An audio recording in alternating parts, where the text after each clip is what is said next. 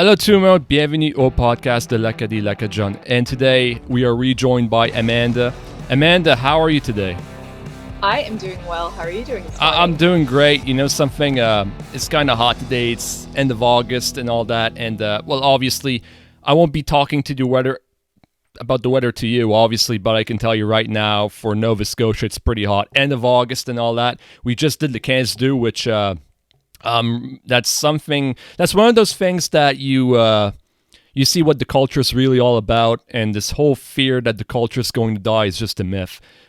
Regardless of who you were, we had actually the leader of the Progressive Conservative Party, who is our premier, was there. The leader of the Liberal Party, which is basically a guy from Yarm. Excuse me, I'm not cutting that. It's peanut residue. That's fine. The leader of the Liberal Party of Nova Scotia, who lives in Yarmouth, were there, and I actually got to meet the premier briefly that day, and So for all our listeners out there, could you please briefly tell us who you are? Because I'm sure not everyone has heard every podcast I've made. So go ahead, please tell us who you are. Yes, absolutely. My name is Amanda. I was born and raised in the South. I am a Southerner. Excuse me. I learned about a little over 3 years ago through 23andMe that I was Cajun, that my biological father was half Cajun, thus making me a quarter. Definitely made some interesting discoveries through 23andMe. Among them was that. Excuse me. Basically, what I've been since my discovery is essentially trying to make up for lost time by learning as much as I can about, our culture, the Acadian culture, the Cajun culture, what went down historically in 1755, what happened prior to, and just enjoying the learning journey that I've been on. Yes, of course. And right. And this podcast, I've been trying lately to try to stay out of cultural issues that are heavy and all that, but I don't know if I call this heavy, but I felt this is a podcast that me and you needed to do, because I never would have thought when I met you that we both so related to linguistic insecurity. You with the English language and me with the French language, because I can just speak for myself. Linguistic insecurity with the French language is something that's very, very, oh my goodness, common, I should say, to really summarize it in a simple term. And could you agree that's something in the southern United States that's very much the same as the Acadian population or the Quebecois population in Canada? Oh, massively.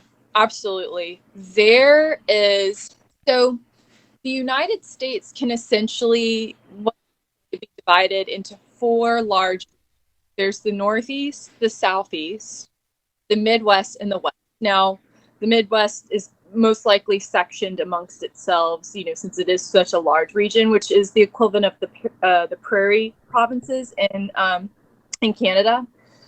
And because essentially it's hard to really pinpoint where historically the roots of the linguistic insecurity came from, my theory is that because the United States essentially began in the northeastern region, it's viewed that their way of life, the way they speak, is quote unquote superior.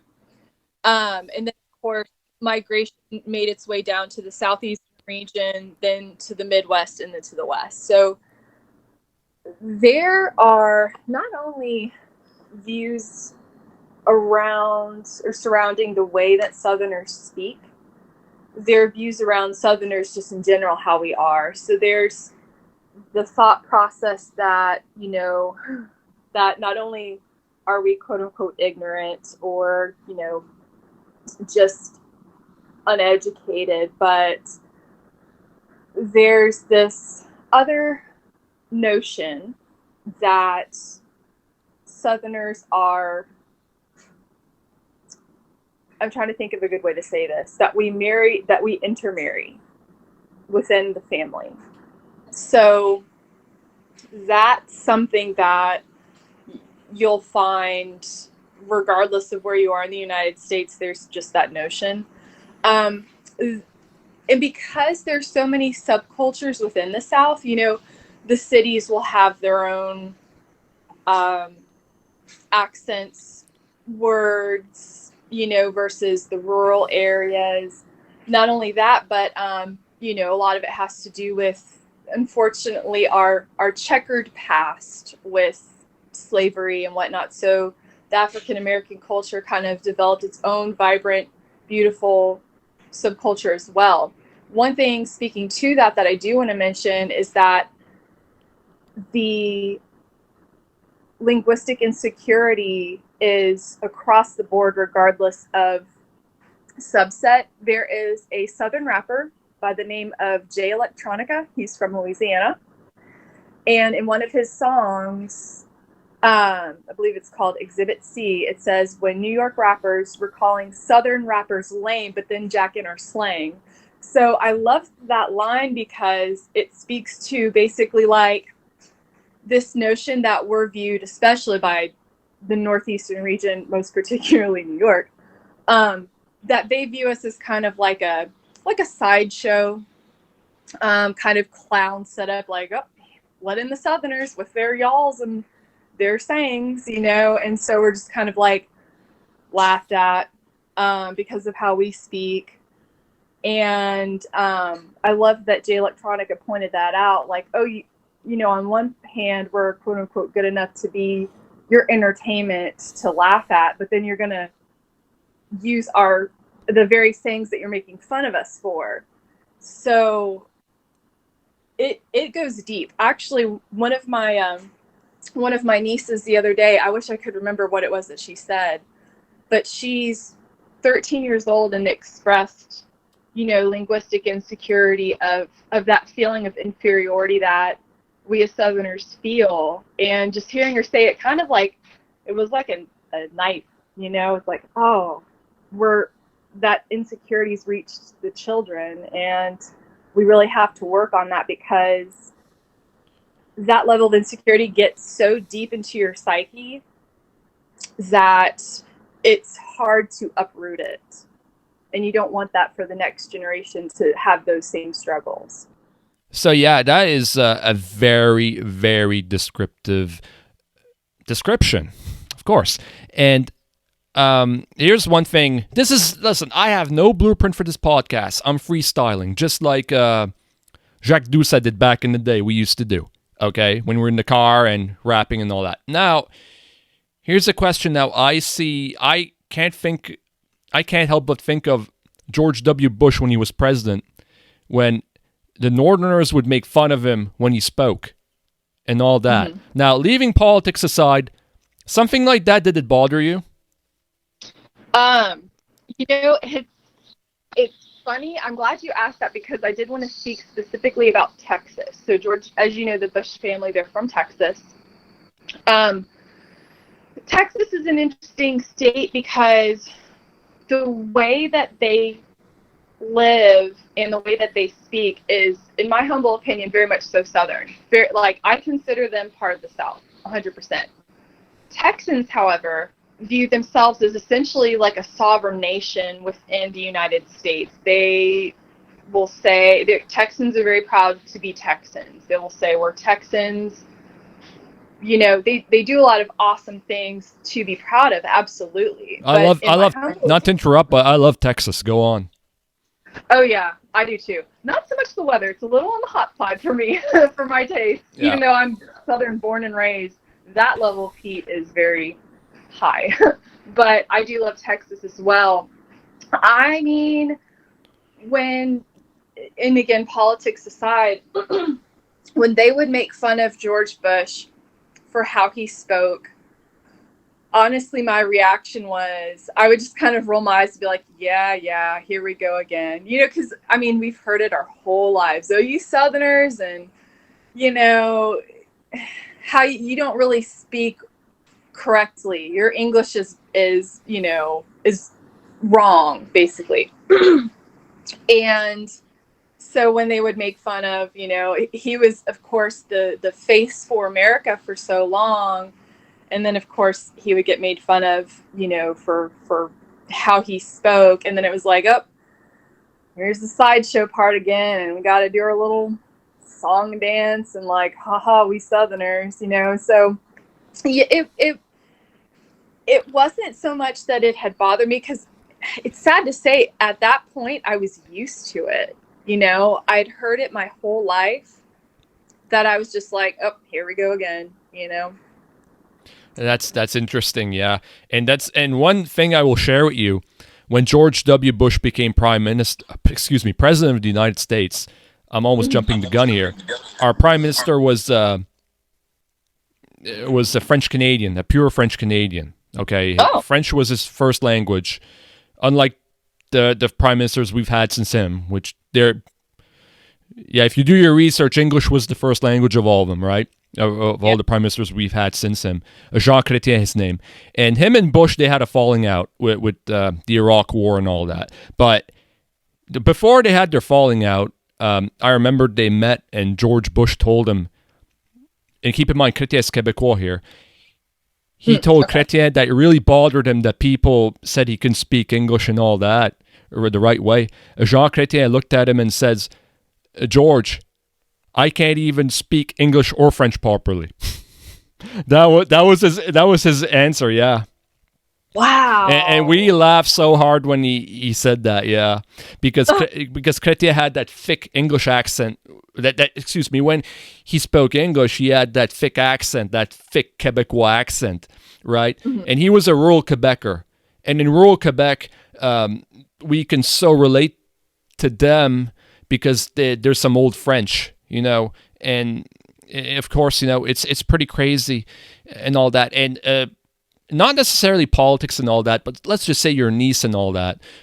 Mm-hmm. Is the linguistic insecurity so deep? For example, here in l'Acadie, in Quebec, I'm sure Quebec is the same thing. Let's an example for a prime minister debate, or if you're working PR for the government and you have to speak both languages.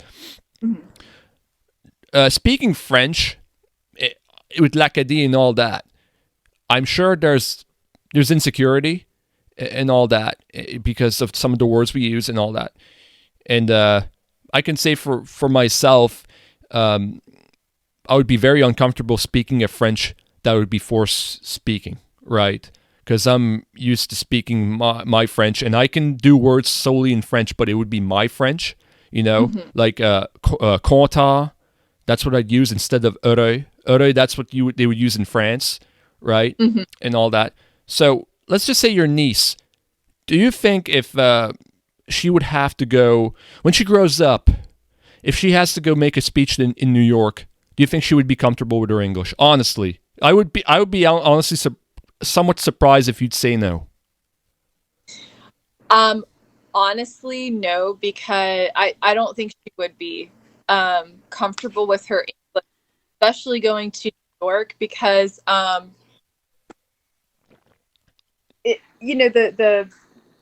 making fun of occurs really in all of the northeastern regions, but most particularly New York. So there's this, it's funny you mentioned that, because actually she does want to go to college in New York. She's still got some time to decide. Nevertheless, I feel as though if she were to go there, she would probably do what I think a lot of Southerners would do, would be, to use your example, watching some of the words that we would use, especially the way we would say them. So the big thing that we get ragged on for is the word y'all. It doesn't matter where you're at in the South. If the person is from the South, now you have people that move to the South from elsewhere, and they're not accustomed to saying y'all, so they don't say it. We Southerners, it just rolls off the tongue. Y'all.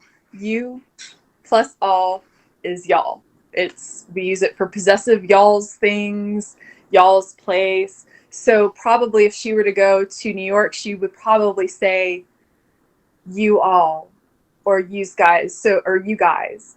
So it would be a forced kind of away from the natural use of y'all, because she would feel, and probably would be correct, that if she were to use y'all, that would elicit quite the comical response that she would not be trying to elicit, if you will. So, using kind of your example, if it were in French, she would most likely use the standardized French word to avoid using that colloquial word, and then getting kind of the pokes and jabs at her.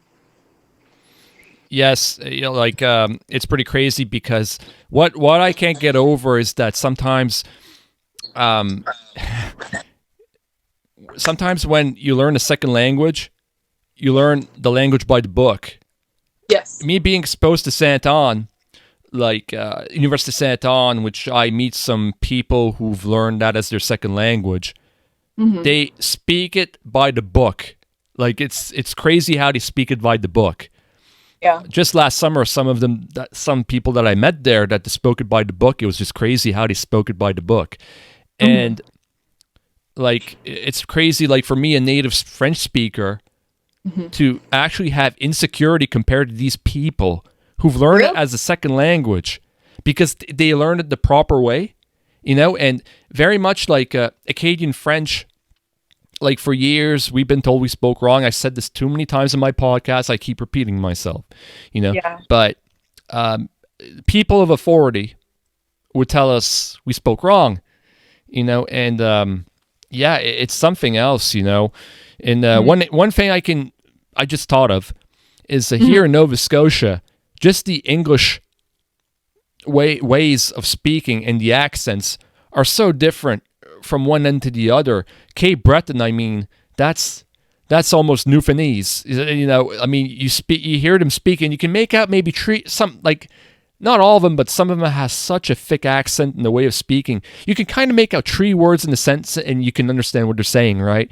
And even where I'm at, I'm next to Digby, Nova Scotia, and Yarmouth, Nova Scotia. I speak a lot like Yarmouth.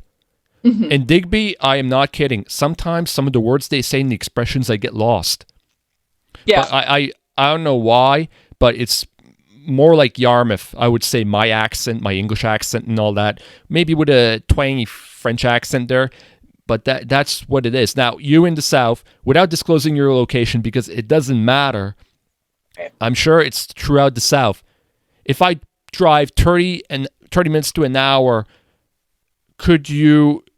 is it possible that one community may have a difficulty of understanding another community, maybe just a proximity of an hour of each village or town or city? I'm so glad you said that, because absolutely. Same state, just an hour's drive, and you cannot. So I'll tell you a story. Where I went to college, university, was about an hour away from where I live. I speak very much so like the city where I'm from. There are a lot of people that move here from the north, from the west. So we have kind of a neutral-ish accent. I can hear a little bit of Southern accent when I speak sometimes, and I'm like, oh gosh, I gotta work that out. But even with those little Southernisms, where I went to school, it was a lot of people were from that region or close by. And my first semester, one of my roommates, I could understand her, even though her accent to me was very thick. Her boyfriend at the time, they've since married, her boyfriend at the time had a different Southern accent. His accent was so thick, and he was from the same state as me. Just, maybe 15 minutes from where she grew up, but was still about an hour plus from where I was. I could not understand maybe every other word. And we were from the exact same state, not that far away from one another. And I could not, for the life of me, understand what he said. And I felt awful. So when he would leave, I would ask, Now, my cousin went to school with all of them, and I would ask her, I said, I'm so sorry. I didn't understand what he said. Do you mind telling me what he said? And I felt like a fool, but I couldn't understand him. I really couldn't. It took getting used to before I could really understand him when he spoke. Yes, and like here with the French language, that is something here in Canada, anyways. I see so much. Which with my accent, if I go to Quebec, if it's mainly Quebec City, I've seen this. Okay. If I speak to them in French, very often they will respond to me in English because that's kind of the easy way out. English, there's not much of a difference in North American English or Canadian English or maritime English. And if you switch to French, there, I don't know. I don't know if it's a myth. I do have to admit there's a lot of ways of speaking French and all that. But I think I will acknowledge that it may be somewhat of a challenge to understand each other. But the thing is that now that's the easy tool to use for communication. For example, my grandfather for forestry, in my maternal side actually, not my paternal, which has a big forestry legacy, he did a lot of his courses in Quebec because it was in French, right? Because he only became somewhat fluent in English later in his life. He did work in the Halifax area and all that, in forestry and all that, but he worked a lot in the north. I don't know if it was northern Quebec, but they told me he worked in the north. I would have to ask my mother. I've never really asked the exact location. But yeah, he did a lot of his courses in French, and now times changed. Bilingualism is so much with Acadians, and English is everywhere, and that's cool. But on the other hand, I think come on here, we don't need to be insecure with our language, even if we have to do one sentence in English just to make sure. That's not a big deal, okay? Come on here, we can speak French, we totally can, and it's something I do know. I gotta ask you just quickly, would you say there's similar things like that with the Spanish language? Because I do know you're fluently bilingual, Spanish and English. Yes. And I'm glad you brought that up too. That's another point I wanted to make. I have to say that before, thank you for asking. I find it extremely interesting that francophones from two different regions that, have their regional isms like any language does. That the go-to default is English. That really threw me for a loop to hear. That's extremely, extremely interesting to hear. For Spanish, oh my gosh, yes, there is. So Latin America, it's very vast. And then, of course, including Spain as well. They have different words that they use, which is, understandable. There are so many countries, and it's so geographically vast that that's expected. I would have to say, based on my experience, that the equivalent of how Acadians are treated with Acadian French, how we Southerners are treated with our Southern English, the close equivalent would have to be Mexican Spanish. Mexicans get really ragged on for their Spanish, and they are often told that it's inferior, that it's, less than, when it's just as much Spanish as any other Spanish-speaking country. They just have certain things that they will say, in Mexico, in different regions too, I'm sure, within Mexico, because it's such a large country, that, maybe they don't say in Colombia or Venezuela. Well, same kind of thing goes for Cuba, for Puerto Rico, for the Dominican Republic. Your Caribbean nations have their own kind of accents and words that they use. It doesn't make it inferior at all. It's just a variation. It's just different. Still Spanish. Just like with Mexican Spanish, is still Spanish. But I definitely have met, where I'm from, there's a very large Hispanic population, most of whom are from Mexico. And I've just observed that in Mexicans when they speak of their Spanish, when other people who are not Mexican speak of Mexican Spanish.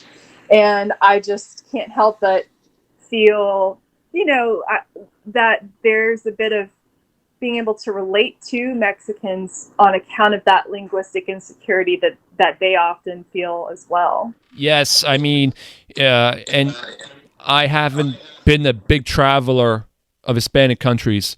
I am going to Mexico later this year, but I can tell you one thing. I've noticed there's a difference between Cuban Spanish and Dominican Spanish. There's a difference. I understand the Cubans way better.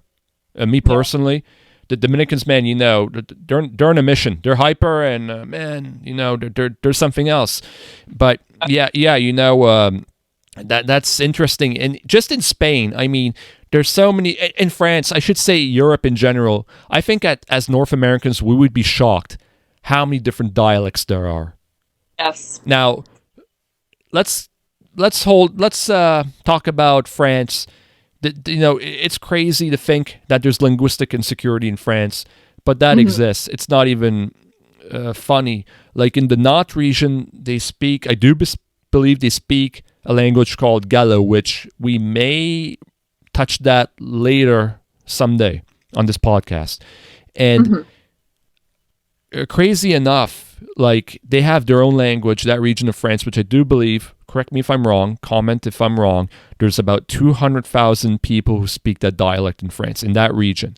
I do believe, I could be wrong, people, disclaimer.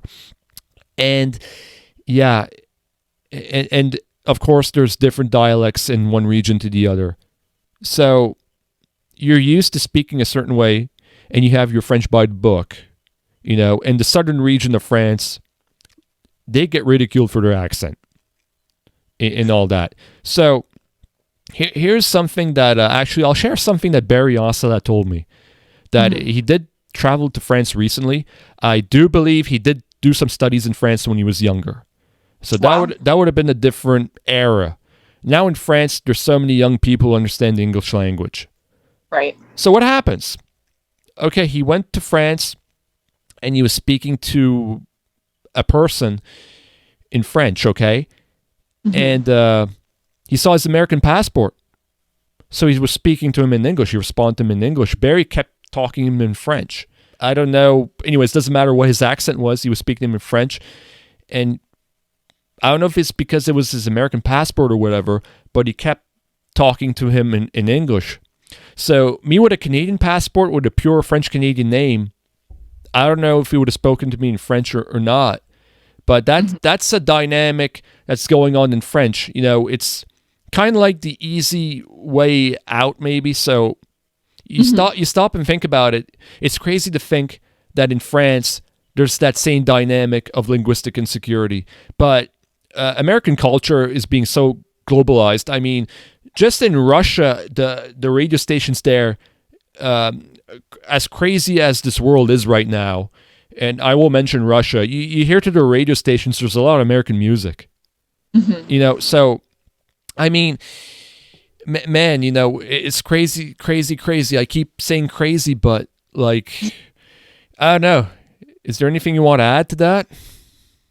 Yeah, no, I've noticed that as well. So I have an app on my phone called Radio Garden, and oftentimes when I'm wanting to listen to radio stations across the globe, I'll just hop around to wherever, and that's how I found Radio Sifa.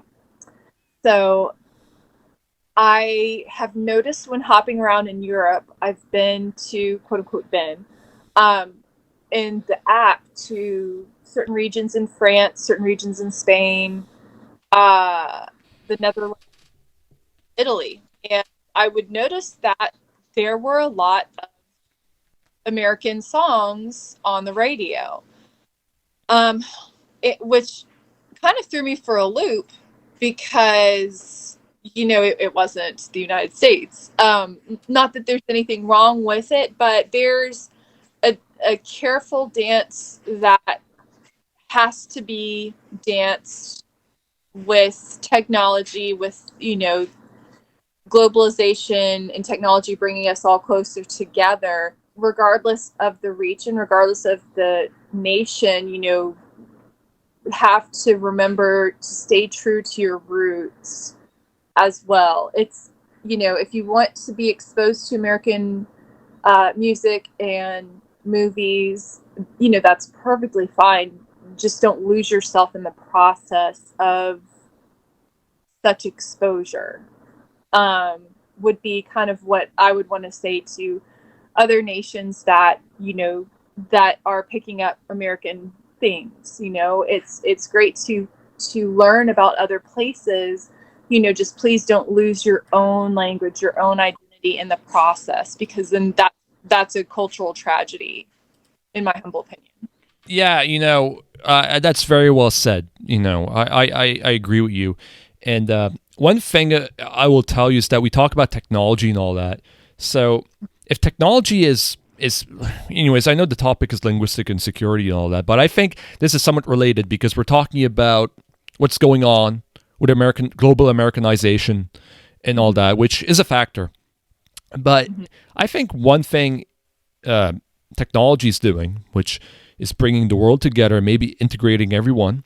So yeah, with technology, the one thing you can do is counter, is that basically with social media and all that, if that is a factor, then you counter it. You present social media to counter, whether it's TikTok or Instagram or whatever and all that.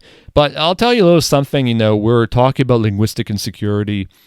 We've covered a lot, but the one thing I will say, if we're talking about culture and all that, and I hate talking too much about this, but I feel like we need to talk about this, right? This is a podcast that's really necessary. Is that I went to Le Quinze Zoo in Pubnico and the big concert. And after you see what I saw, if you think for 1 second we're going to die, you're wrong. After what I saw, and especially the Pubnico region, which with my generation, I would say the linguistic insecurity there was so intense. It was bad in that region, and I was besides some young girls, and I am not kidding. They were starstruck by Arthur Como, which he was close to us, right? That in Pubnico, 25 years ago, I don't think the youth would have been that into an Acadian festival. In fact, my generation probably wouldn't have been. You had the Congrès and all that, but man, there was liquor there, so man, we were there. That's why we were there. Okay, I'm gonna be honest with you, but I mean, hey, we went to right before Pubnico. I made an exception, and we went to the Bootskeg bar in Pubnico, which I recommend everyone go check that out. And I had a glass of water, a bit to eat because I rarely drink now, and a nice spot and all that. And I ran into people from Clare, Pubnico, and they were playing Acadian music because it was Acadian Day, and it was so great to see that region. For a while I was really concerned about them, but man, now you showed me you are there for the long haul. My cousins and neighbors, you are there for the long haul. So that was really cool to see. Absolutely. It's a revival, and it's something to get super excited about for all ages, because overcoming linguistic insecurity, which is a lot, both really are undertaking. But as we say in the South, one of the isms we have is the juice is worth the squeeze. Absolutely it is. Same with, Louisiana. There's a revival taking place. The battle may be more uphill than in Nova Scotia, but I feel as though the juice is worth the squeeze. And I hope that in Louisiana, that sentiment is shared. Yeah, like Louisiana, that's, I would say, I make a point to everyone, linguistic insecurity was a factor of what happened there, and that's my opinion. But in my heart, that was a huge factor, because I mean, our French in Southwest Nova Scotia is, I would say, very distinct, and I would say their French is probably more close to standardized French. More close, it's not, but it would be closer to. And for me to say that that's not good French, to me, that's nuts to say that. And I wish they would know that, and it's probably the same thing with us. We have a distinct accent in this area. And like, for example, I just thought of this. I touched that on the podcast, my 5th podcast with the comedian Nathan Dimitrov. And from what I understand, there's some people from Southwest Nova Scotia back in the day, we're talking like over 50 years ago, when they went to l'Université de Moncton. For people in this region, there were actually courses how to speak proper French. Yeah. So I'm just glad that this is being talked about, because I sent you that article, the CBC article, I do believe. And the linguistic security is very much credited for the Acadian music scene, which is just booming. It's booming. It's unreal, And like we talked, like the Nathalie Robichaud, shout out Nathalie. She very much credited T. Béliveau for Patrimoine Canada, which would be the heritage division of the government. And I do believe Radio is indirectly responsible for that too. And to make a long story short. And like 14 years old, T. Béliveau was at high school here in Clare, and he thought singing in French was stupid. And I felt the same way. When me and Jacques Arthur Como was doing hip hop and all that, I thought it was stupid as I don't need to beep. And I actually tried doing it, to make a long story short, and I know a lot of people are laughing because it did not end well. I did try to do a rap in front of the whole school, and a lot of people are laughing because it didn't end well. Okay, I know it did not end well. Shout out to the principal, which, if you're listening till this day, I appreciate that you gave me a second chance. I truly appreciate that. And but I felt so awkward. And I just ended up, about the second sentence, I just started speaking like I usually would. Right. And at that time, like, it was so horrible in school, they would, they were based, like, man, I don't know how to say this, but it was just bad, and it just made us feel, and now it's so great to see that, hey, just be yourself, and you're not in university. In fact, you could do all of your schooling in English. You could still be an Acadian artist because you know how to speak Acadian. Yes. And that's what's so cool about the music scene now. Don't conjugate your verbs. Don't properly conjugate your verbs. Man, the worse it's conjugated, the more it's us. Yeah. And did you read that quote there? I don't have that quote offhand with me, but it's this guy, Doucet, that was saying, properly conjugating your verbs will not preserve a culture, but singing it will. Yes. So that's just saying how it is. And like, you look in Louisiana, their songs, I mean, they sang like they do in Cajun, and that's why I love it, and we're talking about linguistic insecurity. With that linguistic security they had with their songs, which they probably believed was solely for them. Their cousins in the north, they listen to that, and Québécois, I mean, hey, they love it too, and some do go to France. I do know Yvette Landry, who's a big Cajun musician. She goes to France every year. Oh, wow. And I really envy her. She seems like a really nice woman. I follow her on Instagram, and and like, they go and they perform in their Cajun French and all that, and there's some English songs and all that, and people love it. The French are dancing like the Cajun feel and all that, So, like, something. Music is such an art form. There's nothing podcasting to, but let's talk about music. Why do you need to properly conjugate a verb? We're talking about hip hop. Right.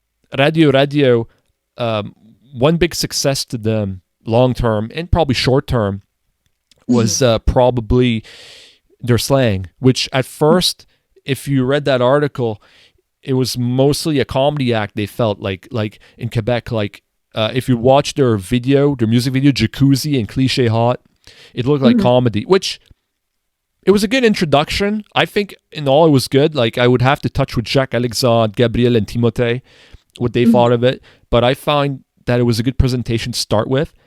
But around the second album, it wasn't as much of a comedy act, and like I think their third album, Belmondo Regal, which is my favorite radio album ever, that's when it wasn't a comedy act.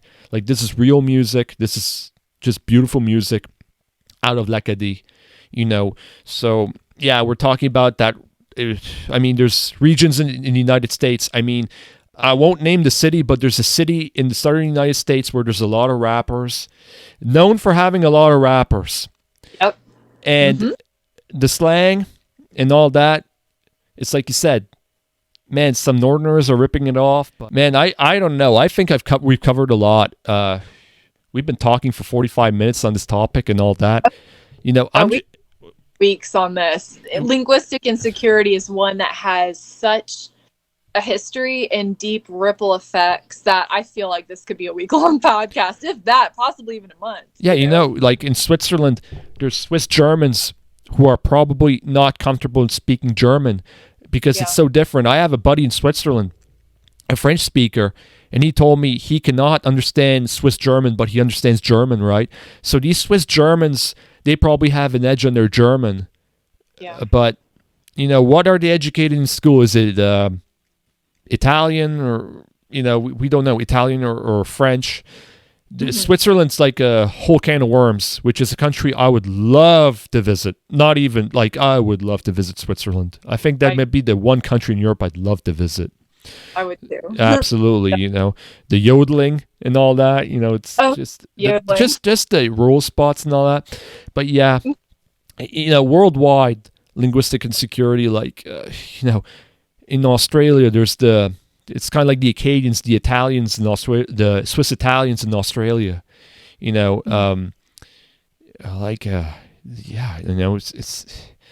they may not be comfortable with standard Italian. Here in l'Acadie, I think, at least I can speak for myself, I spent my entire high school in French, and I think it really helped me be comfortable or somewhat comfortable with standardized French. One thing I will say, I don't want to go on and on, but if I ever have to address Canada in French and I get criticized the way I speak, I will tell them I did not come here to be insulted. Oh, nice. Yes. Yeah. Yes. Just like what was it, Macron or the guy before him? Like the French presidents there, they don't take right? So I just pretend I'm one of those French presidents, right? Yeah. And just pretend. I don't know if I should say you can say what you want, but man, anyways, I've covered a lot. Is there anything else you want to say to la francophonie and to l'Acadie and Louisiana Creoles, Louisiana Cajuns? Is there one last thing you'd like to say? Oh, absolutely. Not to be proud of the way you speak. Be proud. Do not be ashamed. It's unique. It's such an integral part of your identity. It's such an integral part of your culture. There's absolutely nothing to be ashamed of. Be proud of it. Turn that shame on its face.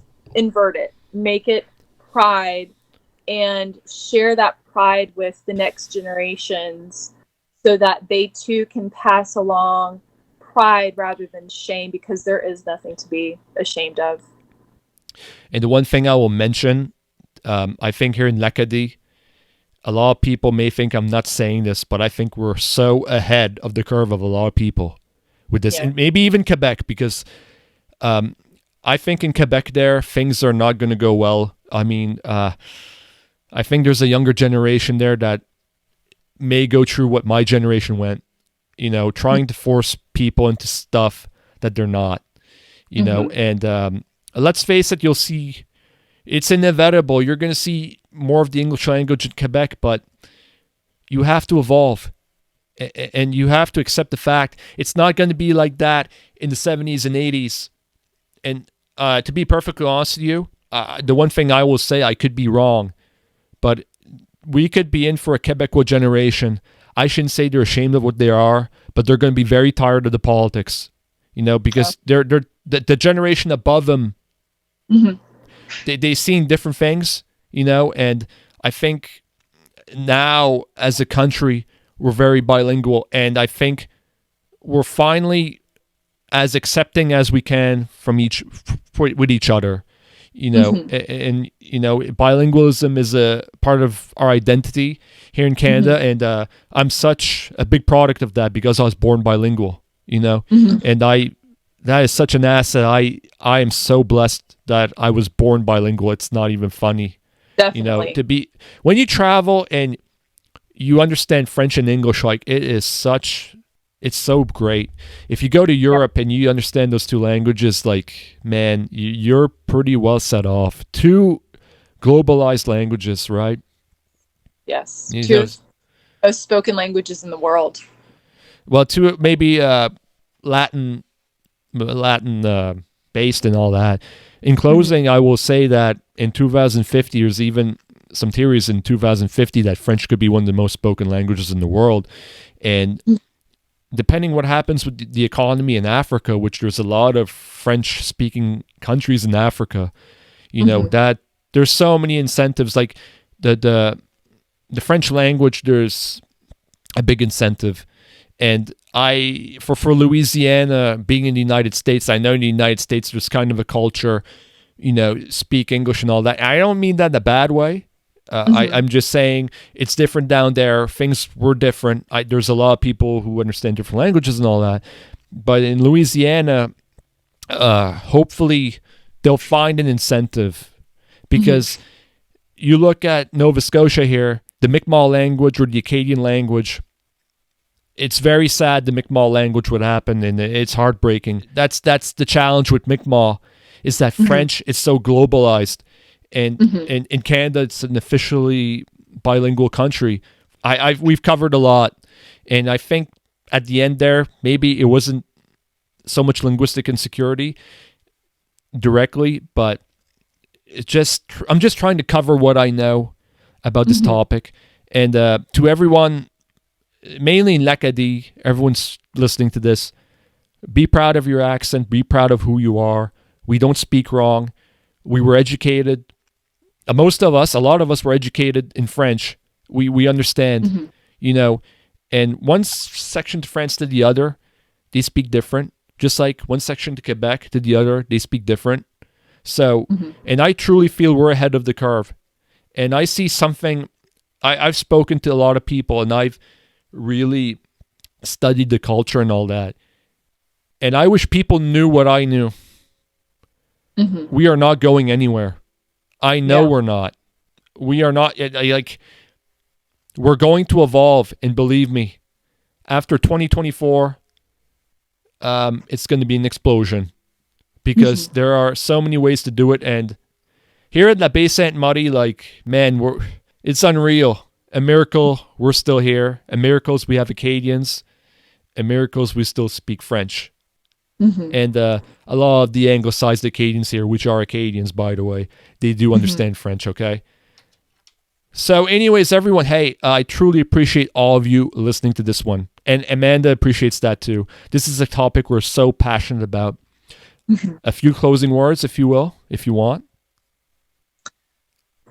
Yes, absolutely. A few closing words, kind of bringing it back to cultural preservation and what had been mentioned earlier about music, to be proud to maintain the accent, the words we use, our style of music. Music goes international. So not only should you be proud of your culture, your identity, be proud to project it to the world, because you never know who you're going to touch, and linguistic insecurity knows no borders.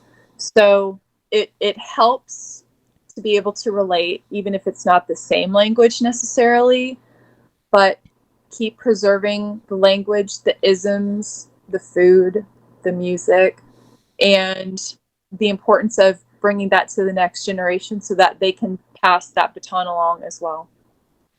Very well said. And everyone, thank you very much for listening. This was a podcast that was very important to the both of us, okay? Whether you're listening in the southern United States, in Canada, I hope I've touched people in the southern United States with these stories. I hope I've touched people, non-French speakers. I hope I've helped you. Amanda, I'm sure the feelings are mutual. So anyways, hey, everyone, thank you for listening. Et à la prochaine. Peace out.